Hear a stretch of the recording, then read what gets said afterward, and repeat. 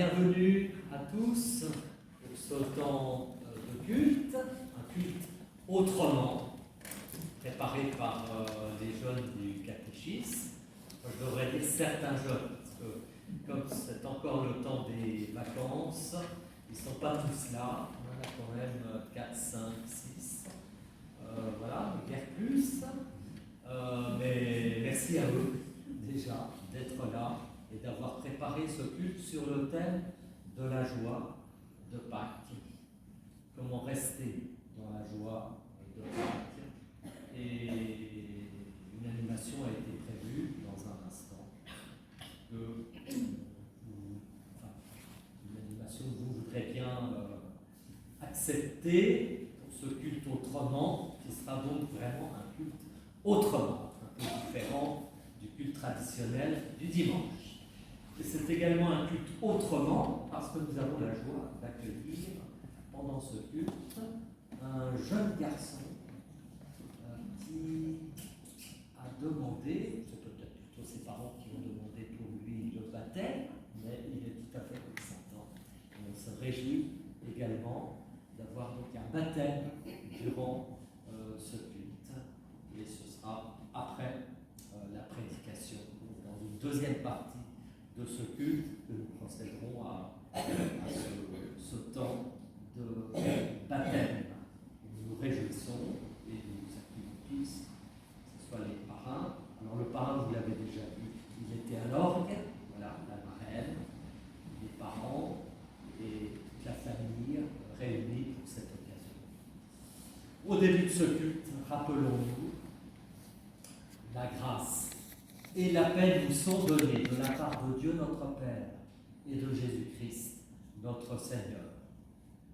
C'est ce même Seigneur qui a dit, là où 2 ou 3 sont rassemblés en mon nom, je suis au milieu d'eux.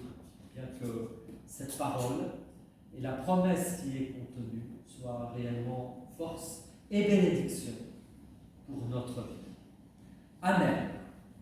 Et je vous invite à vous lever pour entonner un cantique et suivre les paroles de ce sur l'écran. Il sera accompagné au piano par Luc.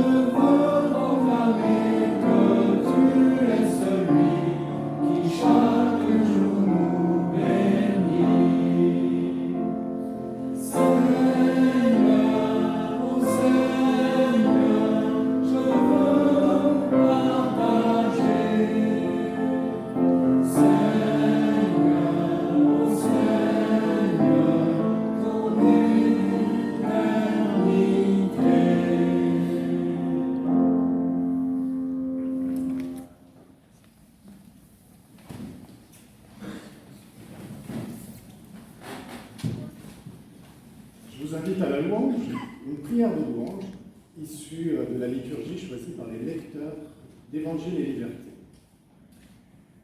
Loué sois-tu, ô Dieu, toi le consolateur, toi qui apaises les esprits tourmentés, toi qui sèmes la joie dans les cœurs affligés, tu Tu fais germer le sourire sur les lèvres crispées et fleurir les chansons au sein des opprimés.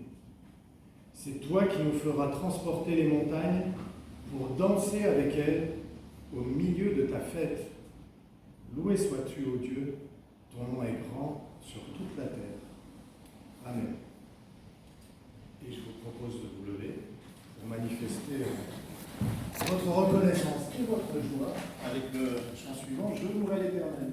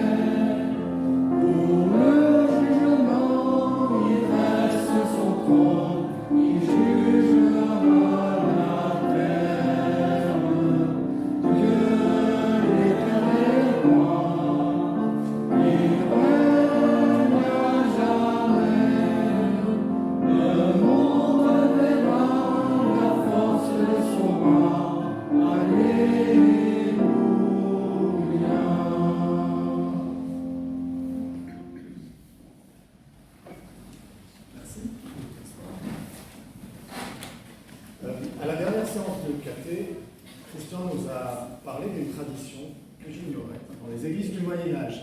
Figurez-vous que dans certaines églises au Moyen-Âge, on avait le droit, les paroissiens avaient le droit de rire le dimanche de Pâques. C'était même fortement encouragé pour manifester la joie du Christ ressuscité. C'était une tradition que je ne connais pas.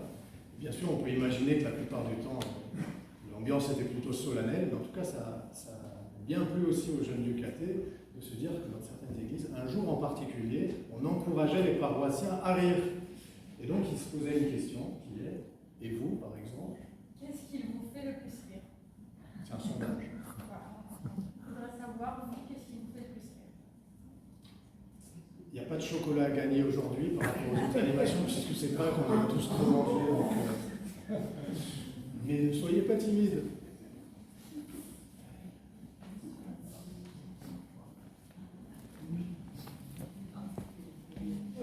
Un film de Louis de Funès.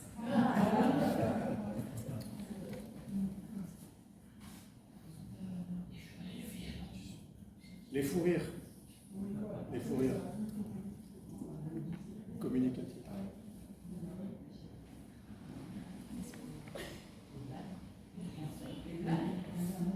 Oui, les blagues. Les blagues. Les blagues.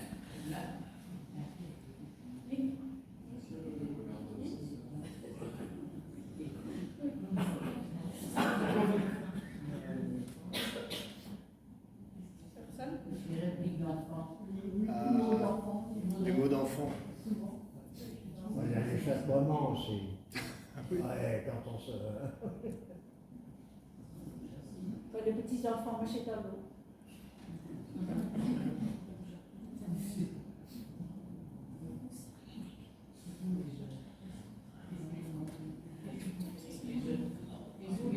Qu'est-ce qui vous fait rire? Anna là-bas me fait beaucoup rire et il y a aussi l'humour noir. L'humour noir. Les chutes. Les chutes. Moi, c'est aussi l'humour noir. Qu'est-ce qu'il a dit? C'est celui de l'humour noir.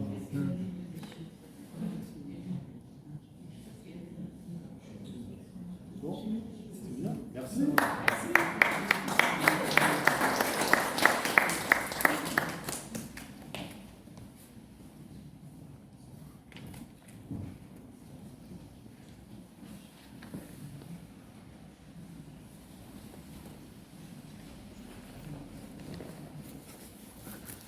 Bible, il y a sans doute des histoires cocasses aussi, qui nous font rire.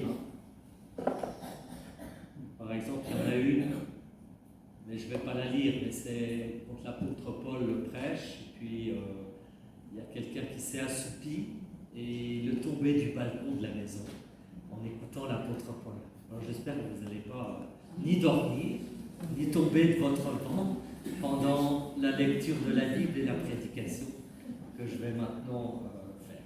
Alors, j'ai pris les textes du jour qui sont lus ce week-end dans les églises catholiques, dans les temples protestants. Ce sont les mêmes textes, et nous sommes donc après Pâques, bien sûr. Et là, c'est un récit d'apparition, récit de l'apparition de Jésus ressuscité aux disciples. Et dans l'évangile de Jean, c'est au chapitre 20, et je vous lis à partir du verset 24, qui se déroule le soir de ce même dimanche de Pâques, au moment où les portes de la maison où se trouvent les disciples sont fermées, et au moment où les disciples étaient réunis, Jésus, le ressuscité, Christ du matin de Pâques, là c'est le soir, apparaît à ses disciples et il leur dit que la paix soit avec vous. Mais Thomas, l'un des disciples, n'était pas là lorsque Christ ressuscité apparaît aux autres. Et voilà ce que nous raconte Jean. Thomas, appelé Didyme, ce qui signifie jumeau, l'un des 12, n'était pas avec eux lorsque Jésus est apparu. Les autres disciples lui dirent donc: « Nous avons vu le Seigneur !» Mais Thomas leur dit: « Si je ne vois pas dans ses mains la marque de ses clous, si je ne mets pas mon doigt et si je ne mets pas ma main dans son côté, je ne croirai pas. » 8 jours après, les disciples de Jésus étaient de nouveau dans la maison et Thomas se trouvait avec eux. Jésus vint alors, les portes étaient fermées, mais il se tint au milieu d'eux et dit: « Que la paix soit avec vous. » Puis il dit à Thomas, là il y a un petit clin d'œil d'humour quand même, puis il dit à Thomas, comme si j'étais Jésus et que je m'adressais à Gabriel: « Viens là, Thomas, avance ton doigt. Mets-le ici et regarde mes mains. Avance aussi ta main et mets-la dans mon côté. Ne sois pas incrédule, mais crois. » Et Thomas lui répondit: « Mon Seigneur et mon Dieu. » Et Jésus lui dit: « Parce que tu m'as vu, tu as cru. Mais heureux ceux qui n'ont pas vu et qui ont cru. » Et puis, dans le livre des Actes des Apôtres, où Luc consigne la vie des premières communautés chrétiennes et nous raconte comment l'évangile s'est propagé à travers le monde et comment les apôtres ont témoigné de la foi dans le Christ ressuscité. Voilà une image de ce qu'a été la première communauté chrétienne de Jérusalem. La foule de ceux qui avaient cru n'était qu'un cœur et qu'une âme. Personne ne disait que ses biens lui appartenaient en propre. Mais ils mettaient tout en commun. Avec beaucoup de puissance, les apôtres rendaient témoignage de la résurrection du Seigneur Jésus et une grande grâce reposait sur eux tous. Il n'y avait aucun nécessiteux parmi eux. Tous ceux qui possédaient des champs, des maisons, les vendaient, apportaient le prix de ce qu'ils avaient vendu et le déposait aux pieds des apôtres, et l'on faisait des distributions à chacun en fonction de ses besoins. Actes des Apôtres, chapitre 4, versets 32 à 35. Amen.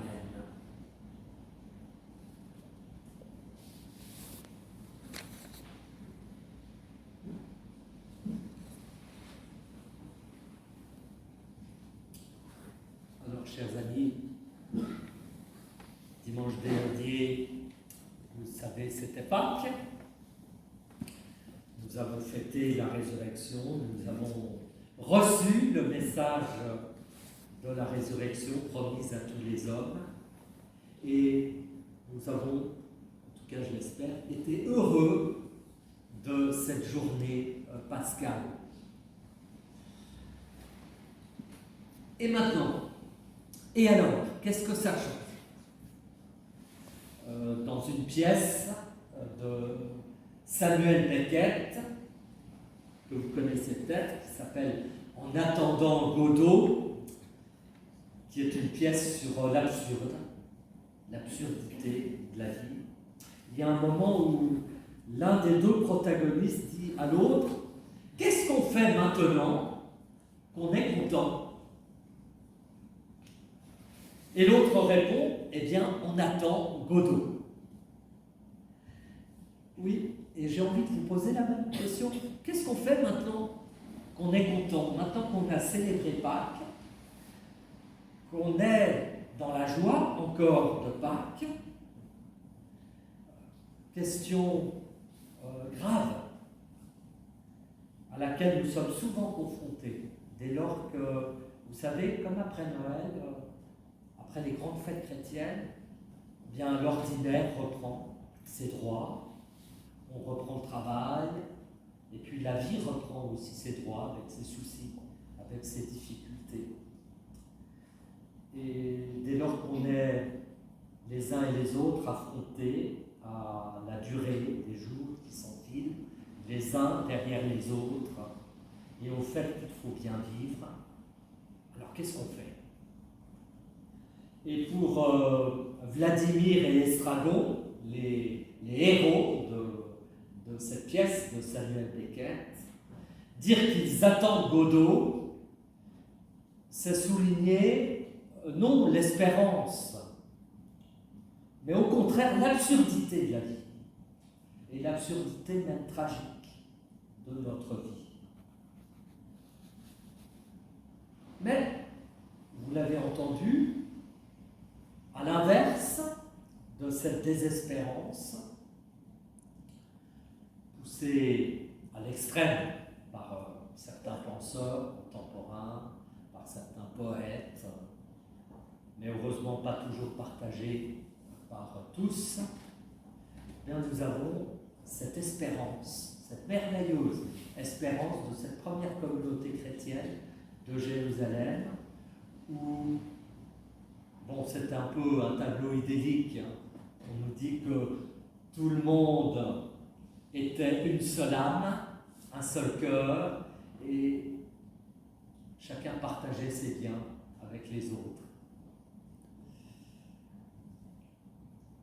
Mais c'était une manière de dire que, après Pâques, la vie ne pouvait plus être tout à fait comme avant. Et que le message de l'Évangile, quelque part, ça change tout. Alors c'est vrai que pour nous, ça ne change pas toujours grand-chose.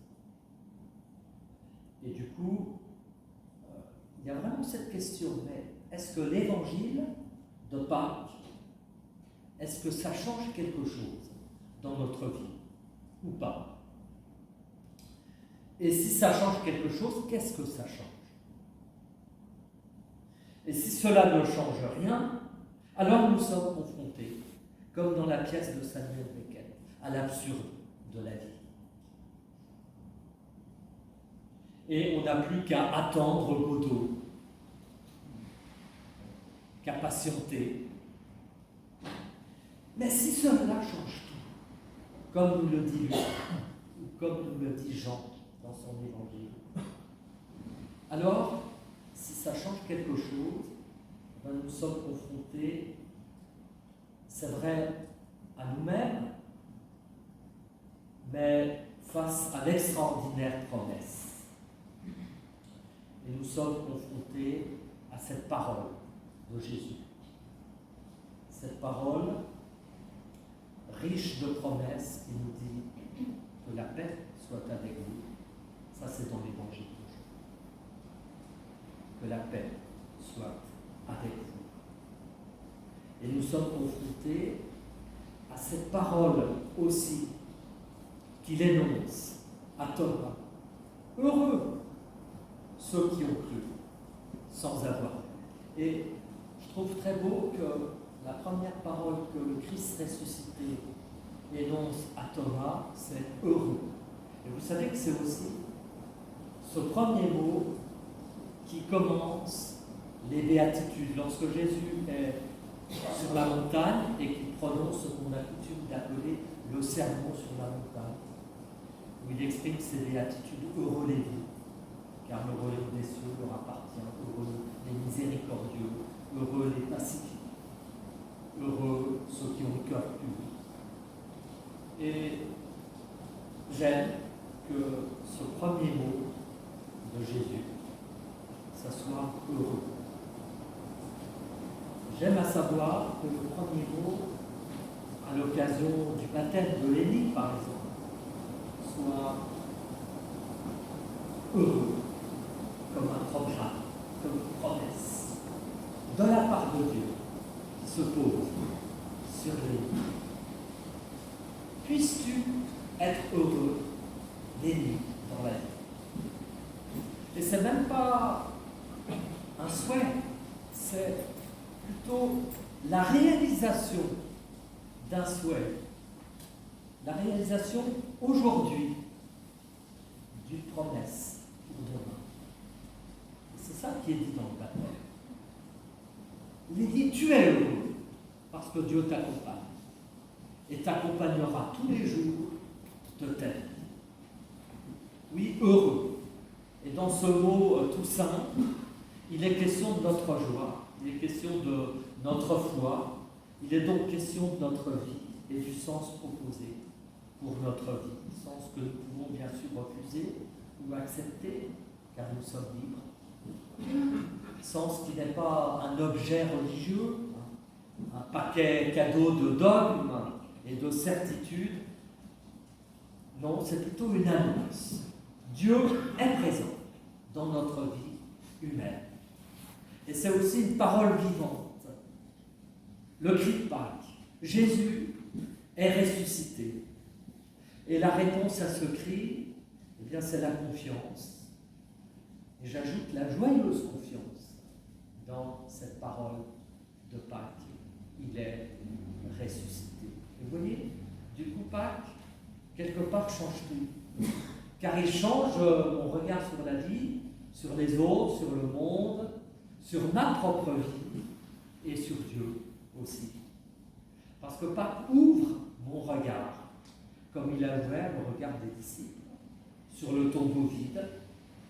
Et ce tombeau est devenu visible pour eux, et le signe visible que les forces de vie sont plus fortes que les forces de mort. C'est ça finalement, le message de Pâques.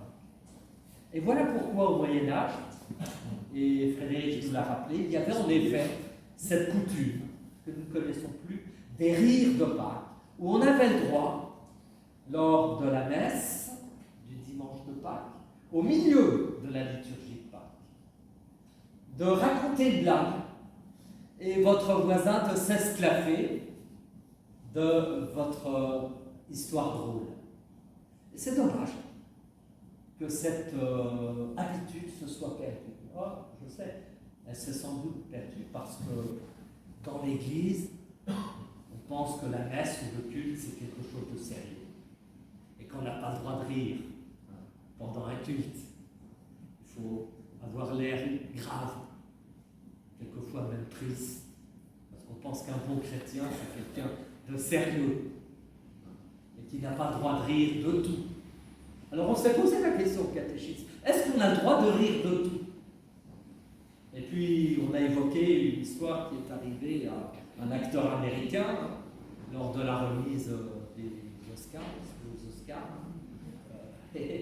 Will Smith, il vient d'en faire les frais. Parce qu'on lui a raconté une blague qu'il n'a pas fait rire du tout à propos de sa femme. Alors il a regretté son geste après, parce qu'il a donné une gifle à l'humoriste qui présentait la soirée. Bon, on s'est dit, qu'est-ce qu'on aurait fait nous à sa place? Est-ce qu'on a le droit de rire de tout? Est-ce qu'on a le droit de se moquer? Pas sûr. Peut-être que oui, peut-être que oui. En tout cas, à Pâques, on a le droit de se réjouir et on a même le devoir de se réjouir. Et en quelque sorte, les rires de Pâques étaient le reflet d'une joie qui n'était pas seulement destinée à rester au ciel, mais qui ce jour-là devait venir sur la terre, entrer dans le monde, bouleversant du coup toutes nos tristesses, toutes nos peines, tous nos chagrins. Et bouleversant du coup, vous le voyez, le rapport entre le ciel et la terre. C'était un petit peu le ciel qui, le jour de Pâques, devait descendre sur la terre. Et ces rires de Pâques, finalement, nous posent la question, qu'est-ce que ça veut dire, rire? Et c'est là que la chose devient spirituellement intéressante, et je terminerai par là. Parce que, je ne sais pas si vous vous rendez bien compte quand vous riez à une bonne histoire drôle. Eh bien, le temps d'un instant, vous oubliez tout. Parce que rire veut dire oublier. Oublier qui on est, où on est, qui on était jusque-là, tout ce qu'on a fait, ou pas fait, ou mal fait, tous nos échecs, peut-être le succès aussi. Rire veut dire, aujourd'hui on dirait, lâcher prise. Lâcher prise sur ma vie. L'éclat de rire. Oui, donc l'éclat de rire se dissout pour un instant le monde, mon existence, pour un instant, mes malheurs, pour un instant, les malheurs du monde, ses hiérarchies, ses dominations, tout cela disparaît. Et rien ne demeure, sinon mon rire et moi. Et vous le savez, dans les dictatures, le rire est interdit. On ne peut pas rire de grand-chose dans les dictatures et sous les dictatures. Il est rarement autorisé de se moquer, en tout cas pas des pouvoirs en place. Et on comprend pourquoi. On comprend pourquoi, parce que le rire est une sorte de révolution qui chamboule tout. Une révolution modeste, certes, et une révolution sans armes, heureusement. Mais les hiérarchies sont ébranlées. Tout est relativisé, y compris l'Église. Et voilà pourquoi le jour du Mardi Gras, on a le droit, on avait le droit au Moyen-Âge, de tourner l'Église en dérision. Au moins ce jour-là. On avait le droit de se moquer des évêques. Et puis dans les pays protestants, des pasteurs. On avait le droit, oui, au moins un jour par an. Parce que l'Évangile nous appelle finalement à mettre le monde sans dessus, dessous. Et à inverser, comme il est dit que les premiers seront les derniers, et les derniers les premiers. Oui, un instant, un jour, nous sommes libérés de tout ce qui pèse sur nos épaules, de cette réalité qui nous semblait tout. Mais le rire témoigne.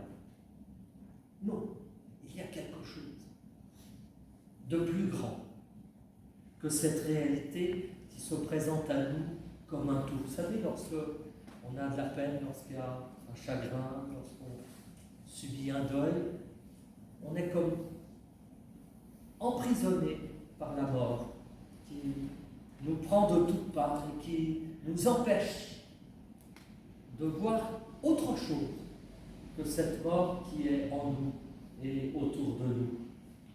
Eh bien, Pâques nous dit qu'il y a quelque chose de plus grand que la mort. Une ouverture, un tombeau. Et c'est pour cela qu'il y avait cette tradition des rires de Pâques dans la liturgie du Moyen Âge. Car, vous l'avez compris, Pâques brise l'ordre établi par la mort. Il bouleverse les ordres qui semblaient les plus stables du monde, la terre, le ciel, la mort, la vie, l'ancien, le nouveau. Oh, frères et sœurs, peut-être sommes-nous devenus trop sérieux pour pouvoir comprendre l'évangile de Pâques. Mais les rires de Pâques voulaient simplement nous dire il y a plus sérieux dans la vie que le sérieux.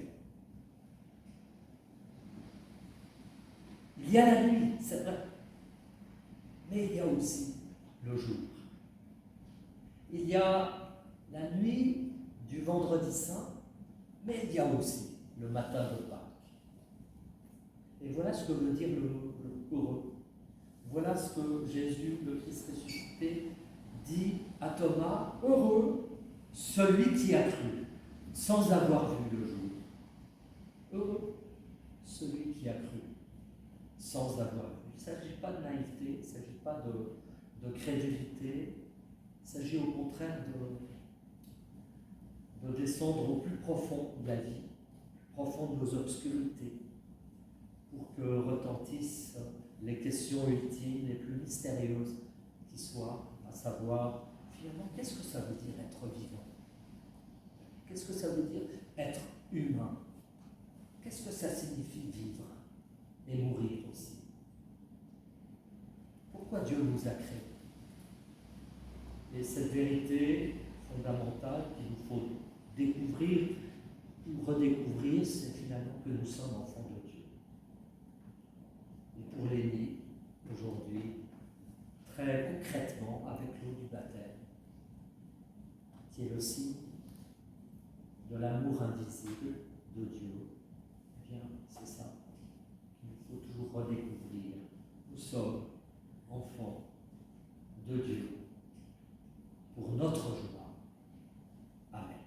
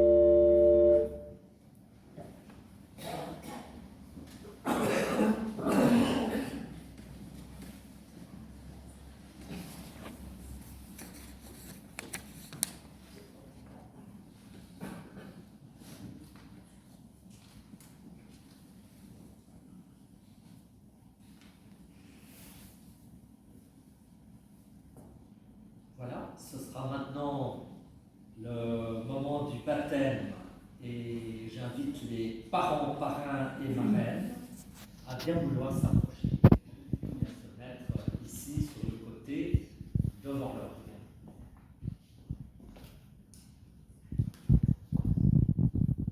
Chers amis, frères et sœurs, nous sommes d'abord heureux de vous accueillir les uns et les autres pour ce temps de baptême. Et l'Église accueille avec joie notre désir de baptiser votre enfant et elle affirme sa foi. Et je voudrais que nous puissions les uns et les autres nous lever maintenant pour confesser notre foi et faire nôtre plutôt cette confession de foi contemporaine. Nous croyons en Dieu, le Père Tout-Puissant, Créateur du ciel et de la terre, le seul Dieu. Nous croyons en Jésus-Christ, le Fils de Dieu, le seul Sauveur. Il est venu vivre dans le monde, il est mort sur la croix, il est ressuscité. Aujourd'hui et pour toujours, il est présent parmi nous et sa parole est vérité. Nous croyons en l'Esprit Saint, il nous fait vivre et grandir dans la foi. Et nous croyons que l'Église est la famille des enfants de Dieu, jusqu'à la venue de son royaume. Et à cette confession de foi, nous répondons par le chant indiqué, qui est la dernière strophe, je crois, du cantique dont nous venons de chanter les premières strophes, à savoir « Je louerai l'Éternel » de tout mon cœur.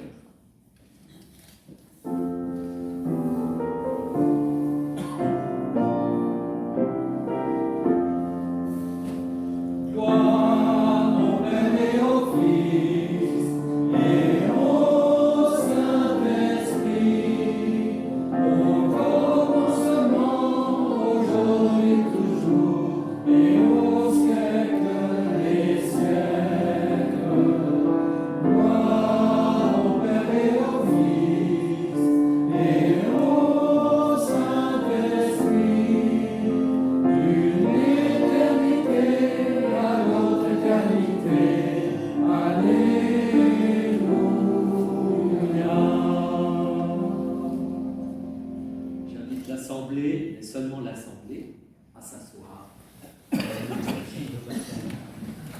réentendre comment d'abord le baptême a été institué. Ceux qui ne le sauraient pas, vous trouvez la parole du Christ ressuscité à la fin de l'évangile de Matthieu. C'est Matthieu qui rapporte cette parole. Nous sommes au moment de l'ascension du Christ, au moment où Jésus, le Christ ressuscité, quitte cette terre et il adresse cette dernière parole à ses disciples. Voici, toute autorité m'a été donnée dans le ciel et sur la terre. Allez, de toutes les nations, faites des disciples, baptisez-les au nom du Père, du Fils et du Saint-Esprit et apprenez-leur à garder tout ce que je vous ai enseigné. Et le Christ ressuscité termine par cette parole qui est une promesse, voilà, pour chacun d'entre nous. Voici, je suis avec vous tous les jours, jusqu'à la fin du monde. Et nous croyons que cette parole, elle est vraie pour nous tous, et elle est vraie, bien sûr, aujourd'hui aussi pour l'Église. Votre enfant va être baptisé au nom de Dieu le Père, qui lui a donné le souffle de la vie. Il va être baptisé au nom de Jésus, le Fils, mort et ressuscité pour lui. Et il va être baptisé au nom de l'Esprit Saint qui fera naître, j'en suis certain, dans son cœur, la foi, l'espérance et l'amour, qui sont les trois grandes vertus dites théologales selon l'apôtre Paul. Alors, quel prénom avez-vous choisi pour votre enfant?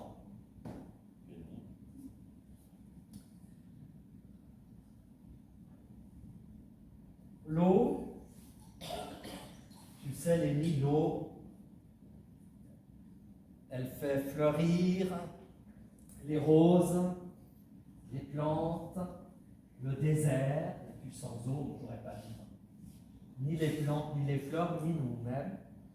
Et voilà pourquoi l'eau, liée bien sûr à la parole de Jésus, eh bien, est signe de vie. Pour toi et pour nous tous. Et voilà pourquoi on baptise avec l'eau. Alors, le verbe baptizo, baptiser, ça vient du grec, baptizo, qui signifie être plongé dans l'eau. On ne va pas plonger les nids dans l'eau, on va mettre seulement quelques gouttes sur son front, qui sont signes de l'amour de Dieu pour toi. Et si l'eau sèche et s'évapore, cet amour de Dieu, lui, ne périt pas, ne s'évaporera jamais. Parce que Dieu nous en a fait la promesse, en Jésus-Christ t'accompagnera. Non seulement aujourd'hui, mais demain, mais encore après-demain. Et toute ta vie, que tu en aies conscience ou pas, de toute façon, il sera là. Dans les joies comme dans les peines. Alors, je te baptise, Lévi, au nom du Père, je te baptise au nom du Fils, et je te baptise au nom du Saint-Esprit. Et pour toi, cette parole est vraie. Dieu a tant aimé le monde qu'il a donné son Fils unique, que quiconque croit en lui ne périsse pas, mais qu'il ait la vie éternelle. Amen. Et je vous remercie. Alors, je crois que avant de donner la parole aux parrains et marraines, je voudrais d'abord que vous puissiez vous engager et dire après moi tout simplement que Dieu nous vienne en aide. Alors, vous, ces parrains, marraines, parents, vous promettez, en comptant sur la grâce de Dieu, de prier pour l'ennemi, de l'entourer de votre affection et d'être témoin de l'amour de Dieu pour lui. Est-ce bien là ce que vous voulez? Dites tous ensemble, après moi, oui, que Dieu nous soit en aide. Oui, que Dieu nous soit en aide. Et je vous donne la parole.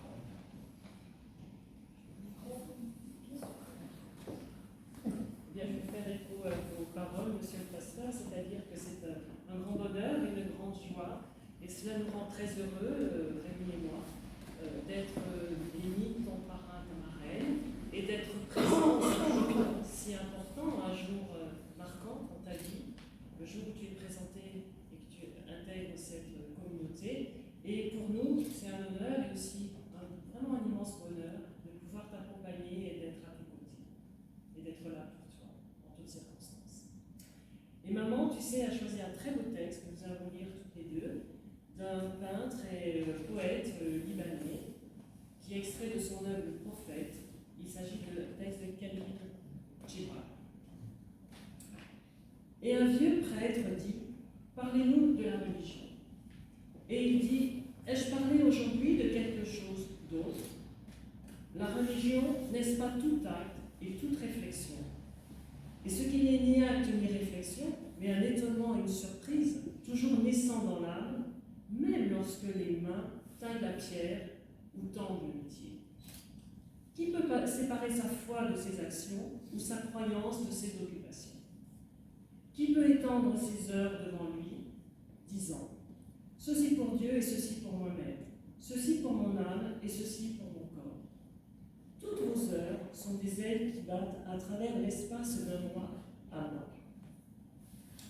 Celui qui ne porte sa moralité que comme son meilleur vêtement, il vaudrait mieux qu'il fût nu. Le vent et le soleil ne feront pas de troupe dans sa peau. Et celui qui règle sa conduite selon l'éthique emprisonne son oiseau chanteur dans une cage. Le chant le plus libre ne passe pas à travers des barreaux et des fils de fer. Et celui pour qui l'adoration est une fenêtre, à ouvrir mais aussi à fermer, n'a pas encore visité la demeure de son âme, dont les fenêtres sont ouvertes d'une aurore à l'autre. Votre vie quotidienne est votre temple et votre religion. Lorsque vous y pénétrez, prenez tout votre être avec vous. Prenez la charrue et la forge et le maillet et le luth, les choses que vous avez modelées dans le besoin ou pour votre délice. Car en rêve, vous ne pouvez vous élever au-dessus de vos achèvements, ni tomber plus bas que vos échecs. Et prenez avec vous tous les hommes. Car en adoration, vous ne pouvez voler plus haut que leurs espérances, ni vous abaisser plus bas que leur désespoir. Et si vous voulez connaître Dieu, ne soyez pas préoccupés de résoudre des énigmes. Regardez plutôt autour de vous, et vous le verrez, jouant avec vos enfants. Et regardez dans l'espace, vous le verrez, marchant dans les nuages, étendant ses bras dans l'éclair et descendant en pluie. Vous le verrez souriant dans les fleurs, puis se levant et mouvant ses mains dans les arbres.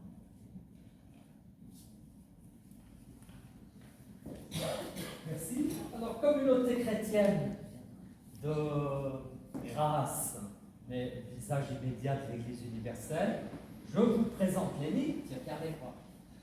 Je vous invite à vous lever pour l'accueillir. Est-ce que vous voulez bien d'abord que Lénie fasse partie de la communauté chrétienne? Est-ce que vous voulez bien l'accueillir avec joie aujourd'hui? Oui. Priez pour lui. L'entourer de votre amitié, de votre affection. Oui. Eh bien, alors dites oui, que Dieu nous soit en aide. Oui, que Dieu nous soit en aide. Voilà, Lénie, tu fais partie de la famille des amis de Jésus, de la famille des chrétiens, grande famille de tous ceux qui ont mis leur confiance en Jésus. Et tu verras qu'ils sont nombreux de par le monde, pas seulement ici, mais partout dans le monde entier. Alors bienvenue à toi dans cette seconde famille, et je te laisse rejoindre tes parents, ton parrain et ta marraine, et puis on va chanter un cantique de baptême qui a été choisi et qui est le cantique Seigneur dirige et sanctifie toute la vie de cet enfant.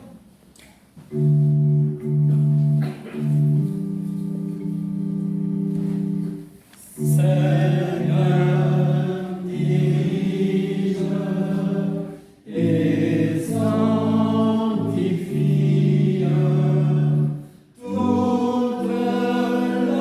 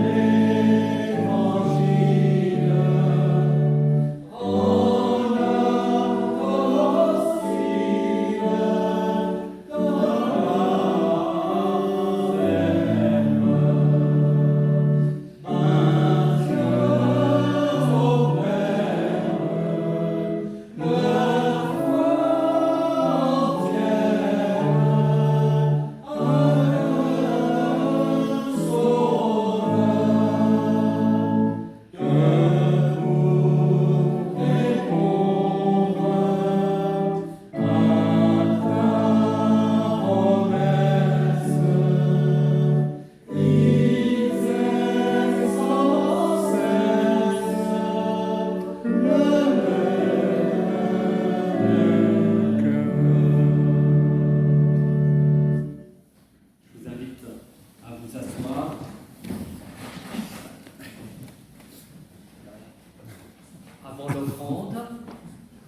quelques annonces, mais vous voyez, aucune d'affichées, pour la bonne raison qu'il y a très peu d'annonces encore le temps des vacances.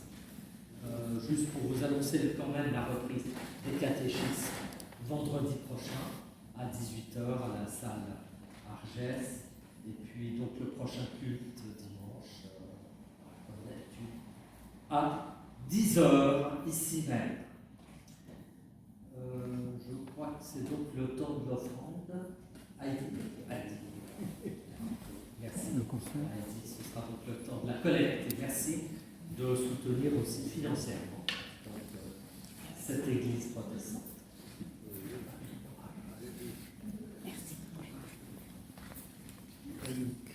Normalement, nous devions avoir un chant des jeunes de l'église adventiste, mais ils avaient oublié cette invité à une et peut-être un peu pressé de partir de la salle Arlès. Voilà, donc ils sont sans doute déjà partis. Mais une prochaine fois. Il y a un concert. Il y a un concert dimanche. Il y a le concert dimanche. Oui. Il y a également un concert, bien sûr. Un concert, n'oubliez pas, le dimanche 1er mai. Concert organisé par les amis de la chapelle Victoria avec les solistes autocars. 1er mai, 17h. Violon, violoncelle, piano. Haydn, Mendelssohn. Voilà, tout ça organisé par les amis de la chapelle. Entrée 15 €. Et pour les adhérents, 12 €. Donc n'oubliez pas ce rendez-vous important aussi organisé par les amis.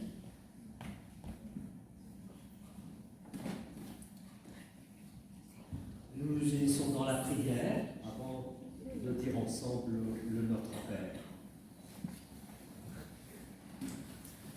Oui, Seigneur, merci pour ce temps de culte. Merci pour ce baptême aussi. Ce baptême de Lémi. Nous voulons te le remettre dans la prière, afin qu'il grandisse en force et en sagesse, et qu'il découvre vraiment la joie de ta présence dans sa vie. Et nous voulons aussi te prier pour ses parents, pour qu'ils gardent vraiment cette joie de faire grandir Lémi, et puis te prier pour les parrains et marraines, afin que leur présence soit une aide pour toute la famille et que leur disponibilité soit le signe de ta disponibilité à notre égard. Nous te prions bien sûr aussi pour toute notre Église et particulièrement pour les personnes qui ont la responsabilité de l'enseignement, du témoignage auprès des enfants. Et ce n'est pas toujours facile de répondre à leurs questions, mais qu'ils puisent en toi, Seigneur, la force et la simplicité pour témoigner de leur foi auprès des enfants et des plus jeunes. Ça, c'est une chose importante que nous voulons vraiment te remettre dans notre prière. Et puis, parce que nous ne voulons pas oublier tout ce qui se passe dans le monde, nous voulons te confier les personnes qui souffrent, les personnes qui se trouvent dans la solitude, de prier pour les malades, les personnes vivant dans des pays en guerre, en Ukraine en particulier, mais bien d'autres pays aussi. Celles et ceux qui ne savent pas comment continuer à vivre en confiance et peut-être que nous en connaissons parmi notre entourage, dans nos familles, parmi nos amis. Alors nous voulons te les nommer dans le secret de notre cœur. Puisque nous sommes dans le temps de Pâques, oui, fais briller la lumière de ta résurrection. Et fais-la briller dans toutes les églises, fais-la briller dans les hôpitaux, dans les prisons, dans les salles de conseil et de délibération de nos autorités. Fais-la briller à partir de lundi, temps de la rentrée, dans nos écoles, collèges, lycées, dans toutes les maisons particulières et les familles qui connaissent si souvent tant de misère. Voilà, oui, que vraiment la joie de Pâques puisse être dans les cœurs. Et puisque tu nous as réunis aussi pour te servir, et servir notre prochain, eh bien, envoie-nous là où nous pourrons témoigner de ton amour. Guide-nous et apaise-nous par ton esprit, afin que nous soyons, nous aussi, porteurs de joie. Et c'est tous ensemble et d'une même voix que nous te disons la prière des chrétiens. Notre Père, qui es aux cieux, que ton nom soit sanctifié, que ton règne vienne, que ta volonté soit faite sur la terre comme au ciel. Donne-nous aujourd'hui notre pain de ce jour. Pardonne-nous nos offenses, comme nous pardonnons aussi à ceux qui nous ont offensés. Et ne nous laisse pas entrer en tentation, mais délivre-nous du mal. Car c'est à toi qu'appartiennent le règne, la puissance et la gloire pour les siècles des siècles. Amen.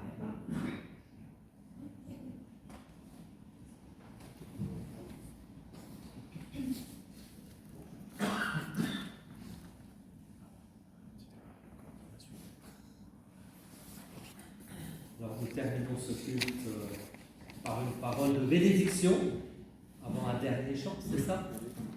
Et ensuite, ben voilà, vous pourrez sortir. Ah oui, il y a un jeu d'or ensuite après, encore que nous écoutons. Sagement, assis. C'est notre œuvre. Merci. Et je vous invite à vous lever pour la parole de bénédiction.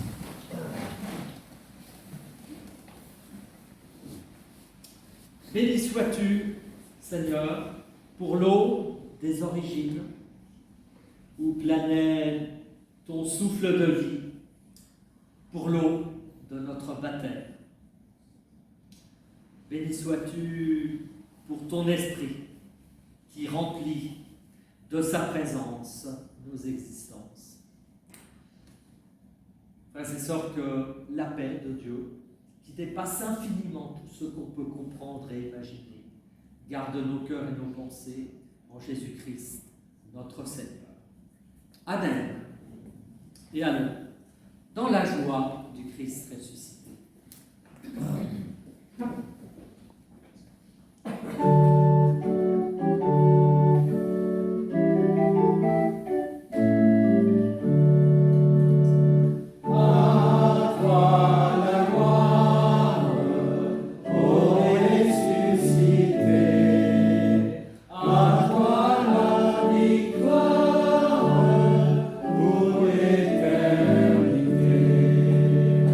Prions de